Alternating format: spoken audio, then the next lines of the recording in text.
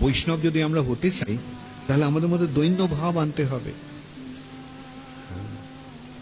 অহংকার মুক্ত হতে হবে, লাভ পূজা প্রতিষ্ঠার আশা ত্যাগ করতে হবে। ন ধনম ন জনম ন সুন্দরীম। কত সুন্দর শিক্ষা, সরল শিক্ষা। আমরা যদি বৈষ্ণব হতে চাই তাহলে ধন জন আর সুন্দরী রমণীর আকাঙ্ক্ষা রাখলে চলবে না। এগুলি জড়জগতের বন্ধন।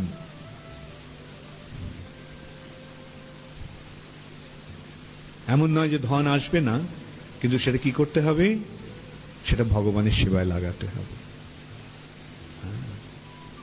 লক্ষ্মী দেবী ভগবানের সেবার জন্য সবকিছু দিতে প্রস্তুত, কিন্তু লক্ষ্মী দেবী যদি যেটা আমাদের দেন সেটা যদি আমরা ভগবানের সেবায় না লাগাই তাহলে সেটা লক্ষ্মী থাকবে না, সেটা মায়া হয়ে যাবে। এইটি হচ্ছে মায়া আর লক্ষ্মীর পার্থক্য। দুটি ভগবানের শক্তি। যখন শক্তিটি ভগবানের সেবায় লাগানো হচ্ছে তখন তিনি লক্ষ্মী, যখন নিজের ভোগে লাগানো হচ্ছে তখন মায়া।